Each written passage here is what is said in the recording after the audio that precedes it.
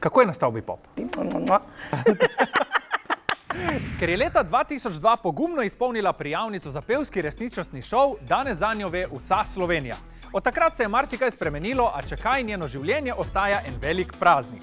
Od nekdaj je trdno verjela v svoje sanje, tako zelo, da se je na Popstars prijavila pod zaporedno številko 2. Danes drugo priložnost daje družinam v priljubljeni oddaji Delovna akcija. Doma je na odru, pa naj gre za televizijski, radijski ali koncertni.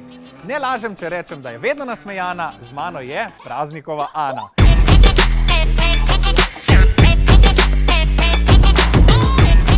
Ko si prišla, se je kar sonce narisalo, tudi zunaj, tako da... Fajn, ne? Ja, vedno daješ tako krasno energijo, tako da lepo je v tvoji družbi. Hvala lepa tudi v tvoji. Hvala. Sva mi da prijazna drug do drugega, ne? Ja, zaenkrat še, veš, zaenkrat še sledijo kar taka posebna vprašanja, tako da bova videla. Jaz upam, da bova... Da bova tudi končala takole. Tako. Poleg te tvoje energije, ki je krasna, mi je vedno bila všeč tudi tvoja frizura, če sem čisto iskren. Če ne bi imel alergije na barvo za lase, bi imel enako barvo las kot ti. Aha, misliš na izrastek? Ne, pač ta. A si ti odvedno tako barvaš lase? Ja, s temi frizurami je tako, da če ne bi bilo moje mame, pol teh frizur ne bi bilo. Ne, mami pa res bila vedno tista taka protagonistka pri nas v naši družini. In jaz sem to seveda vedela, zato sem se vedno najprej k njej zatekla, ko sem imela kakšne nore ideje o raznoraznih barvah. Sem se pa prvič tako pobarvala, da ni bilo blond, da je bila še kakšna druga barva, iz osnovne šole na srednjo šolo, se pravi med poletnim počitnicami, to mi je dovolila, ker sem si neizmerno želela imeti zelene pramene. Zelene? Zelene pramene. Tako da to se mi je potem uresničilo, kako je očija prepričala, pojma nimam, kaj vse mu je mogla obljubiti, tudi ne vem, ampak uspelo ji je.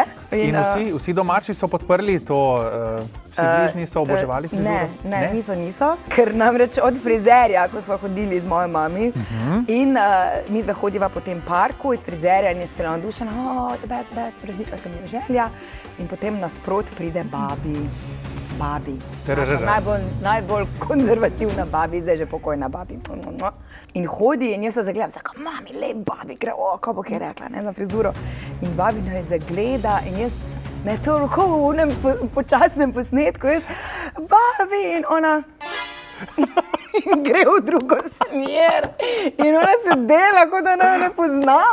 Deva se vrniti par let nazaj v same začetke. Začetke Bipopa, jaz te namreč poznam že od takrat, huge fan. Ampak dej, za tiste, ki so mogoče še mlajši od naju, povej, kako se je vse skupaj začelo.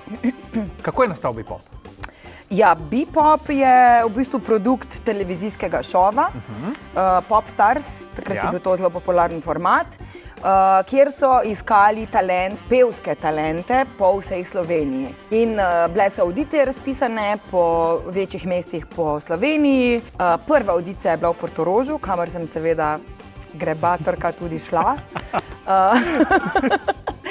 In ne vem, kako to, da mi ni uspelo priti do številke 1, ampak sem bila številka 2. Pol je mami mene klicala pa rekla, videla sem neko reklamo na televiziji, to je čist za tebe, ti se moraš to prijaviti. Kako reklamo? Ja, ne vem, neki, da pojejo. In sem se prijavila. Tako da, pa vse ostalo je zgodovina, kako se že reče. The rest is history. Ja. Potem so vas tam v tej skupini združili in takrat, leta 2002, je Bipop zaštartal. Tako, zaštartal. Iskali so 3 punce, 2 fanta, potem smo bili na Otočcu, torej ta neka zaključena skupina, kako je bilo 30 na koncu na Otočcu, kjer smo tudi živeli tam skupaj, smo se spoznavali, smo imeli razne delavnice, plesne, pevske, pogovarjali smo se s psihologi, ki so potem pač vse, kar se je dogajalo, so opazovali. In so oni potem glede na to, kar so videli, sestavili kao najboljšo peterico, ki bi najboljše znala funkcionirati skupaj. In jaz mislim, da mi je ful dober atelj. Jaz se s tem popolnoma strinjam. Ta prepoznavnost se je že takrat nekako začela, v smislu, ogromno ljudi vas pozna, te pozna od takrat, ampak s to prepoznavnostjo pride pa tudi, sploh zdaj v času družbenih omrežij, neka odgovornost.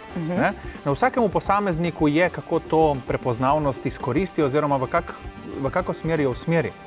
Na kakšen način si želiš ti, da je mogoče, da ti sama zaznamuješ oziroma usmeriš pozornost, ki jo imaš? Ja, jaz sem definitivno zagovornik nekih vrednot, ki so pomembne v življenju in glede na to, da recimo dobro, iz časa Bepop so danes že lahko reče moji vrstniki, ampak me spremlja tudi mlajša publika, sploh zaradi delovne akcije in zaradi tega čutim še toliko večjo odgovornost do tega, kakšno vsebino, kakšne vrednote, kaj podajam v svet. Tako da tukaj se zelo zavzemam za pravice manjšin raznoraznih, tako da tudi recimo v delovni akciji sem zelo povezana s tem in to projiciram potem tudi absolutno na svoje privat življenje. To se mi zdi izjemno pomembno. In če mi je že dan glas, ki se sliši v 9. vas, ga želim izkoristiti pač za nekaj, kar je res pomembno, ne za neke bedarije, pa za neke, ne vem. Kak odnos imaš na splošno do družbenih omrežij? Je to všeč, so ti blizu, rada to delaš, neko vsebino, kako je? Mislim, odvisno od dneva. Ne rada delam tega vsak dan. Ampak se pa zavedam, da je pač kot neka javna osebnost, da moram to početi, da je to del biznisa, tako kot je nastop, tako kot je, ne vem, oddaja, kot je pač karkoli, je tudi to del pač mojega dela.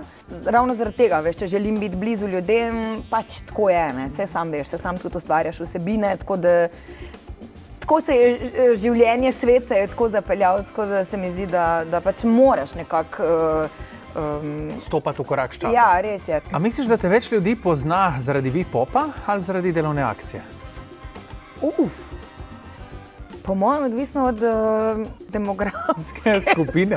Ja, toliko neke topline, toliko neke dobrote, kakor jo uspete podeliti skozi oddajo, je res človek rad to pogleda. Ja, fajn, hvala. A ti je vsako sezono mogoče lažje, ti je vsako sezono težje? Kakšen občutek? Povej mi, kako ti je. Zelo rada snemam delovno akcijo.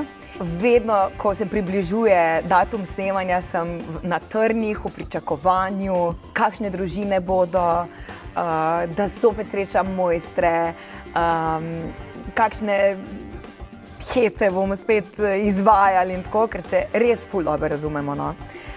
Med letom, recimo, ko ne snemamo, se ne slišimo toliko, fantje imajo svoje podjetja, delajo svoje biznise, tudi jaz, tako da takrat, ko snemamo delovno akcijo, smo res v tem in se imamo ful dobro.